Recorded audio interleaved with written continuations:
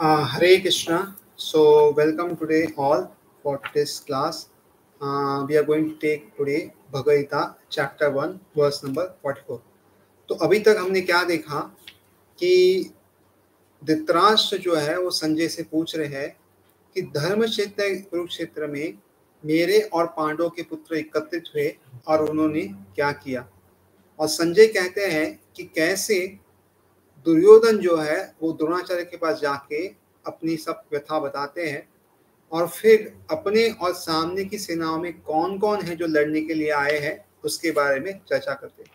और उसके बाद सब लोग जो है वो शंखनाद करते हैं और घोषित करते हैं कि हम अभी युद्ध लड़ने वाले हैं।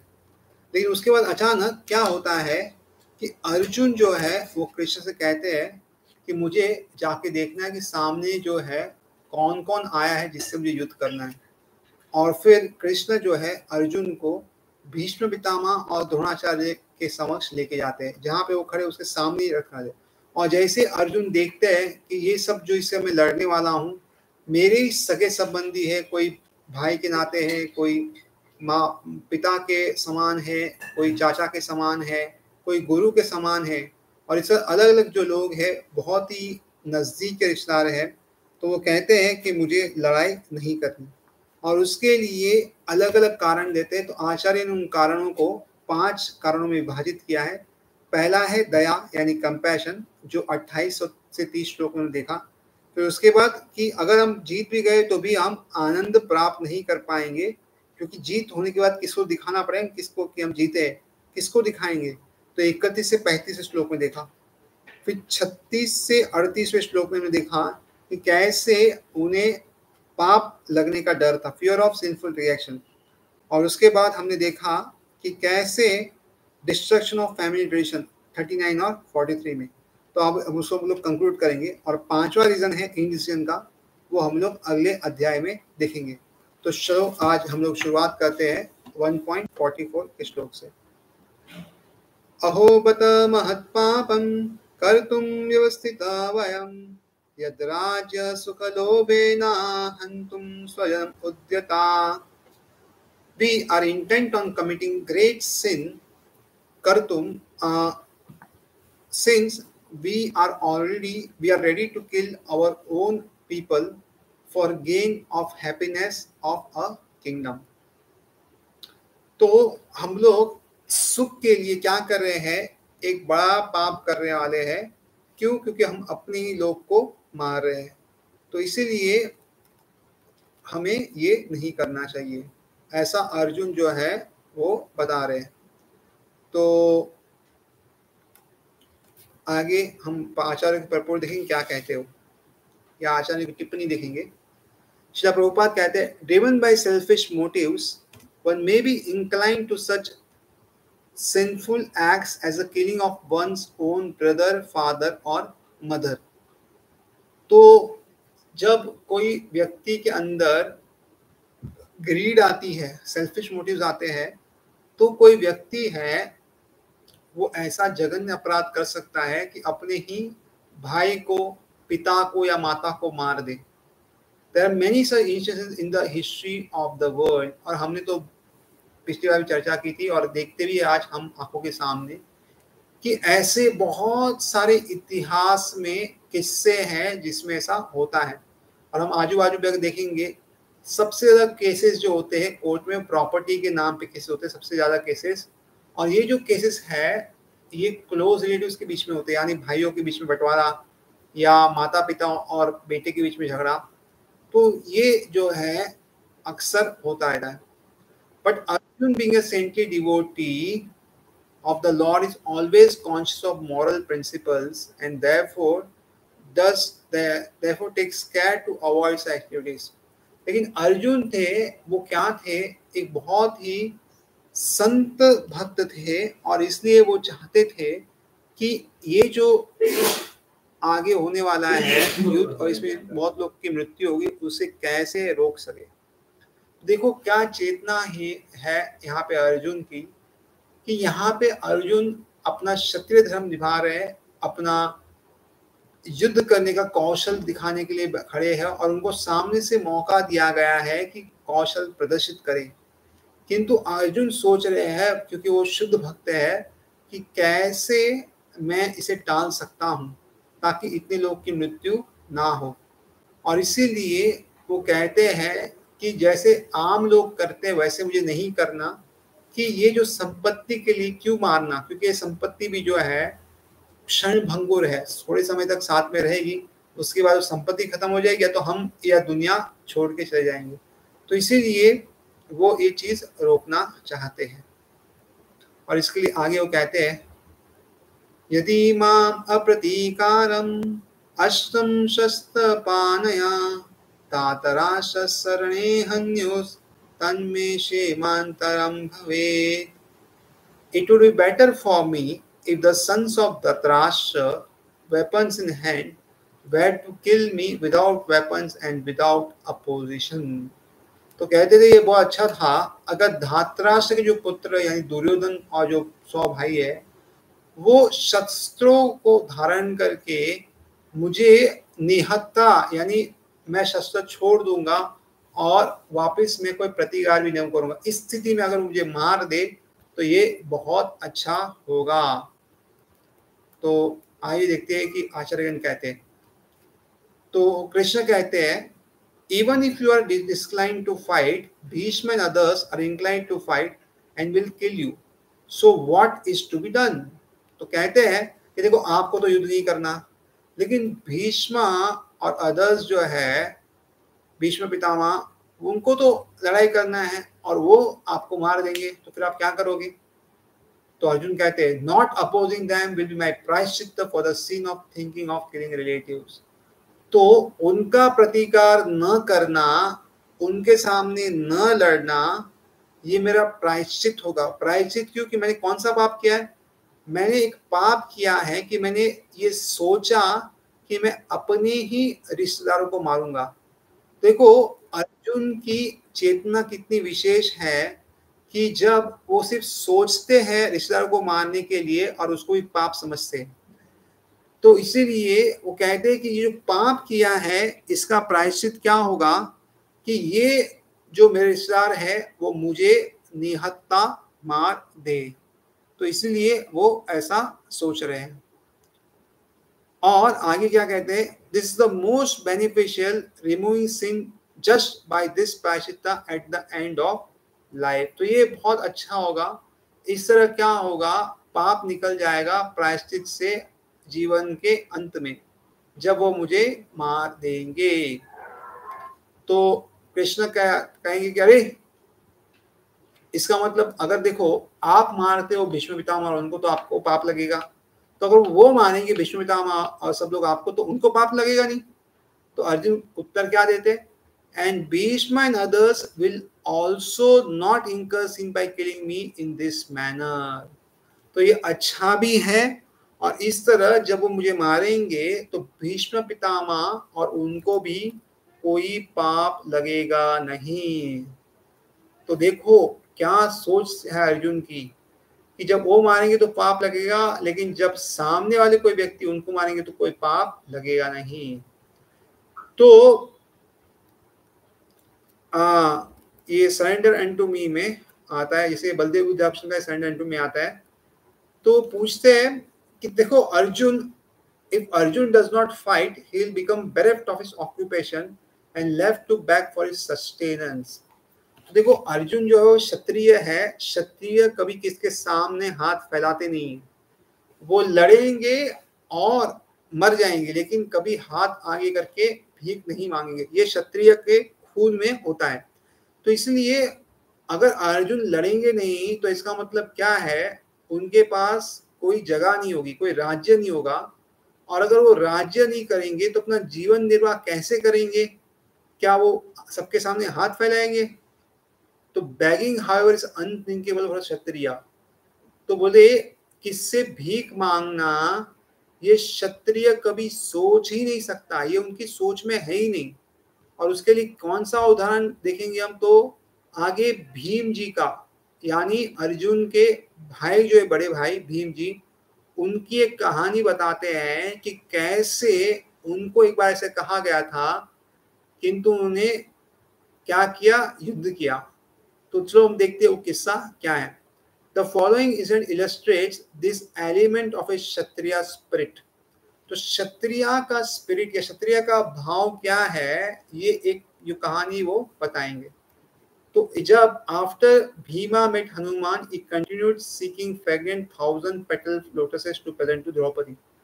तो एक कहानी इसमें क्या होता है, एक बार जब द्रौपदी जी जो है वहां पे घूम रही होती तो एक उनको एक ऐसा कमल का फूल मिलता है जिसमें 1000 पत्तियां हैं और अधिकतर ये कभी फूल उन्होंने कभी देखा नहीं है।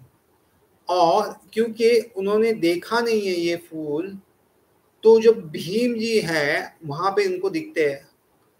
तो भीम जी को कहते हैं कि अरे ये फूल बहुत सुंदर है, हम ये युधिष्ठिर महाराज को प्रस्तुत करेंगे और अगर कुछ बच गए तो अपने राज्य वापस लेके जाएंगे। तो ये रिक्वेस्ट ये वो भीम जी को करती है। तो भीम जी भी जो है जाते हैं ढूंढने के लिए। तो ऐसी जगह में जाते हैं जहाँ पे मनुष्य को अलाउ नहीं है और बीच में वो हनुमान जी को ही मिलते हैं। तो हनुमान जी जो है एक बूढ़े बंदर के से अपनी पूंछ रखते हैं और भीम जी कहते हैं कि अपनी पूंछ हटाओ। तो हनुमान जी कहते हैं कि मैं बूढ़ा हो चुका हूँ तो पूंछ हटा नहीं सकता हूँ, आप अपने हाथ से उसे हटा दो।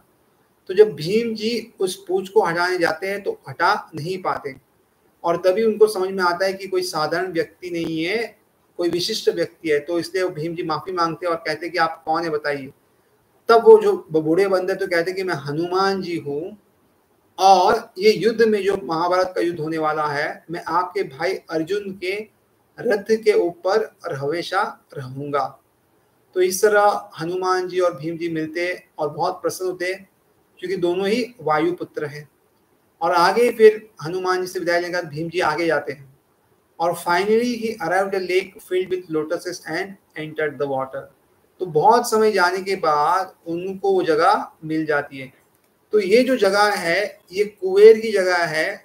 This was Kuber's lake and Bhima did not have permission to enter. तो ये कुबेर की जगह होने के कारण भीम जी को यहाँ पे जाने की अनुमति नहीं थी। और जैसे वो अंदर जाते हैं तो क्या होता है, बहुत सारे यक्ष और राक्षस। तो ये यक्ष और राक्षस क्या है, जैसे हम यहाँ पे मनुष्य रहते हैं वैसे ऊपर थोड़ा जाएंगे तो यक्ष और राक्षस करके ये अलग लोग हैं। ये भी जीव है लेकिन मनुष्य से विशिष्ट है, इनमें शक्तियां भी विशिष्ट है और ये अच्छा हमसे जीवन जीते हैं। तो ये आए सामने और भीमा को चैलेंज किया कि व्हाट आर यू डूइंग, आप क्या कर रहे हो, आपको यहाँ आना मना है। अगर आपको कुछ चाहिए तो आप एक काम करिए, कुबेर जी की जगह है, कुबेर से परमिशन लीजिए, उनसे आप अनुमति लीजिए और अगर वो आपको यहाँ पे आने की अनुमति देते तो आपको जितने फूल चाहिए लेके जाइए। लेकिन अगर आप उनके अनुमति के बिना अगर आप यहाँ पे आ जाएंगे तो हमें आपसे युद्ध करना पड़ेगा और आपको हम हानि पहुंचाएंगे। तो भीम जी जब ये सुनते हैं, उनकी प्रक्रिया बहुत विशेष है।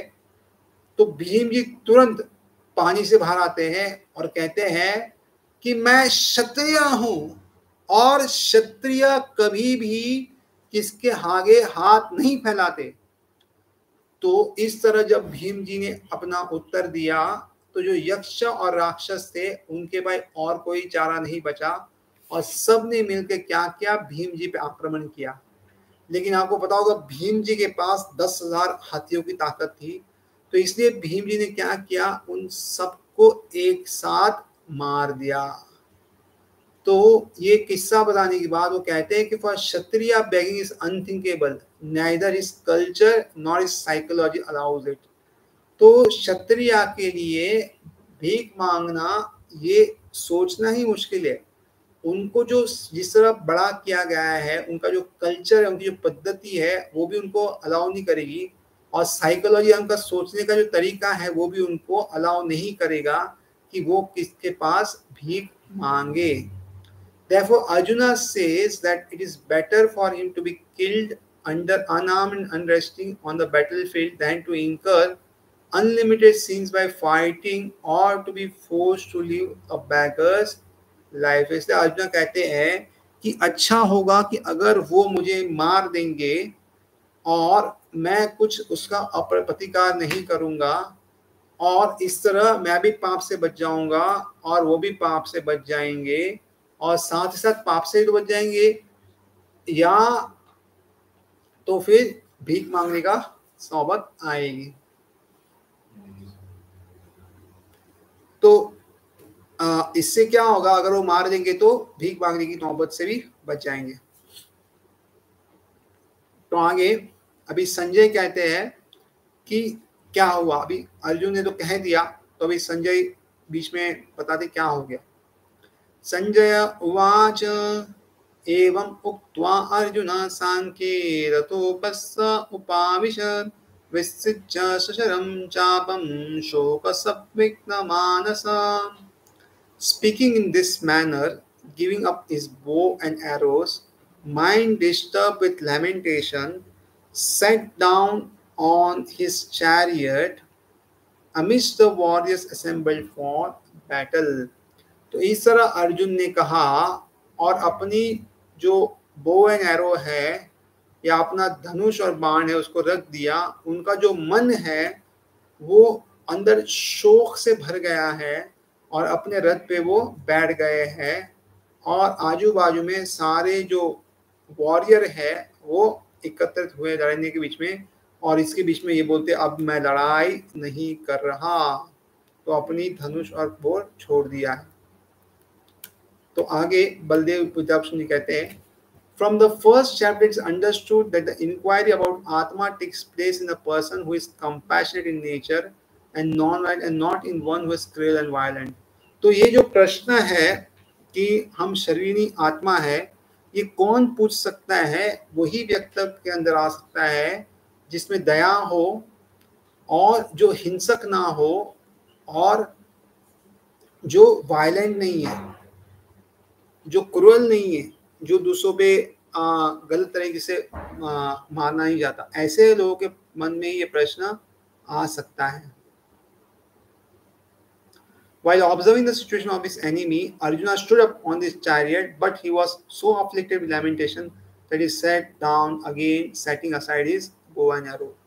तो देखो, वो ऐसे आए तो थे लड़ाई करने के लिए और सबसे आगे से लड़ाई करते, लेकिन जब उन्होंने देखा कि परिस्थिति क्या है, वो इतने शोकाकुल हो गए कि वापिस से बैठ गए और कहे कि अभी हम नहीं लड़ेंगे।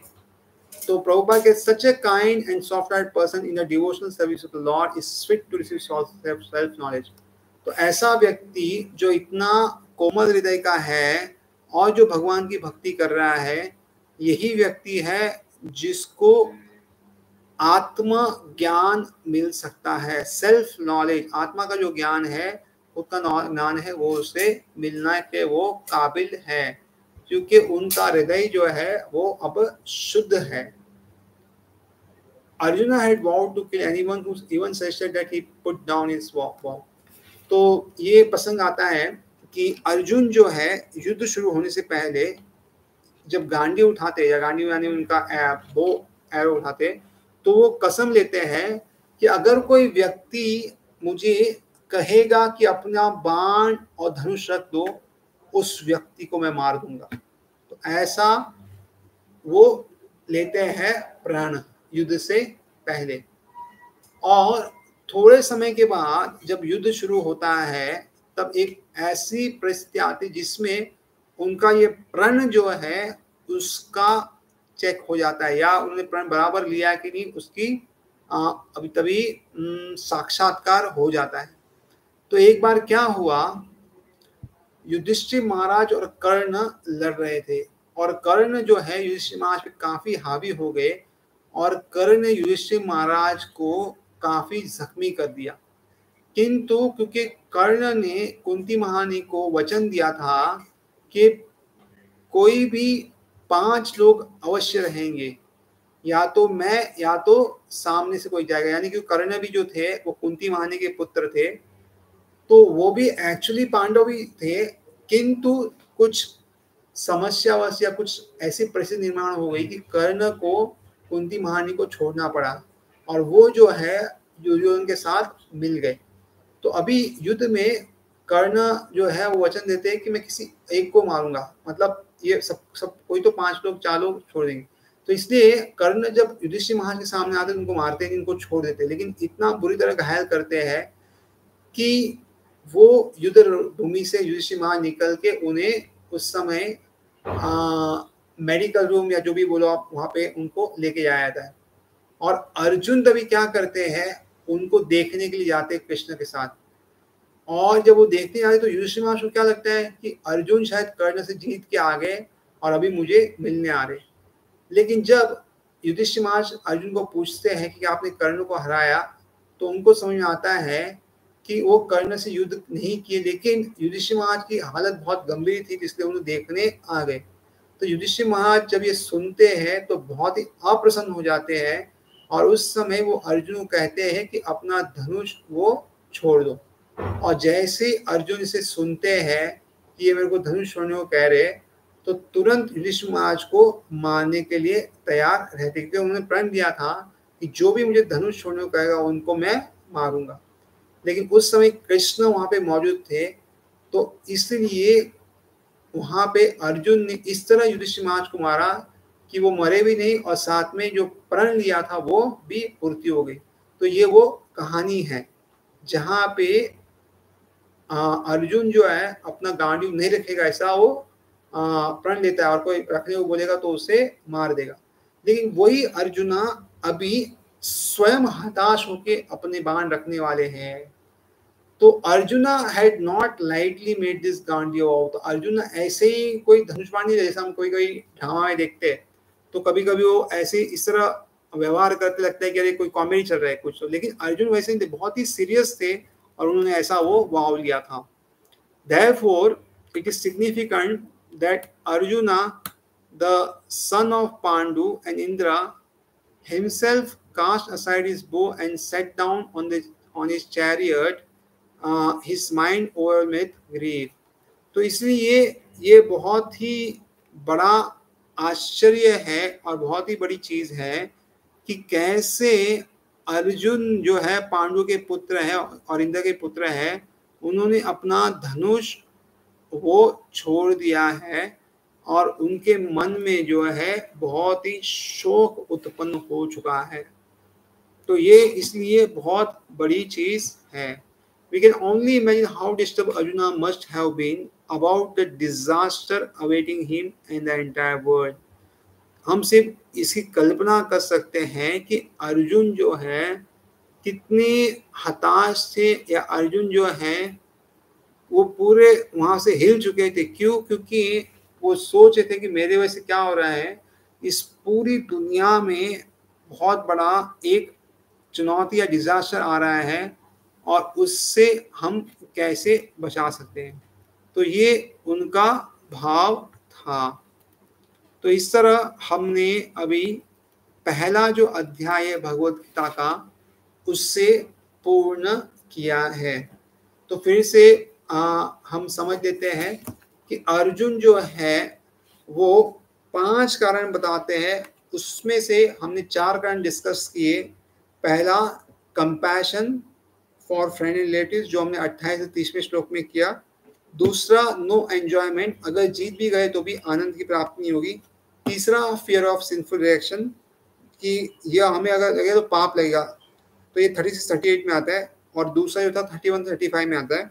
और चौथा डिस्ट्रक्शन ऑफ फैमिली ट्रेडिशन जो हमने 39 से 43 और लास्ट में भी 2-3 श्लोक में देखा। तो अभी अगले श्लोक में हम क्या देखने वाले हैं कि उनका 5वां कारण जो है इनडिसिप्लिन, उसके बारे में चर्चा करने वाले हैं। और उसके बाद जो है हम देखेंगे किस तरह अर्जुन जो है वो कृष्ण की शरण लेते हैं और उनको अपना गुरु मानते हैं।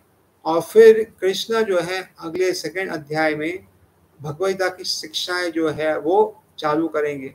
और शुरुआत हम वो करेंगे कैसे हम शरीर नहीं आत्मा है, और अलग अलग तरीके से उसको समझाएंगे, बताएंगे। और फिर आगे बाकी जो प्रश्न है अलग, उसके बारे में भी उत्तर वो प्रदान करेंगे। तो आज के लिए यहीं पे विराम था। अगर किसी को कोई प्रश्न है तो पूछ सकते हैं। हरे कृष्णा।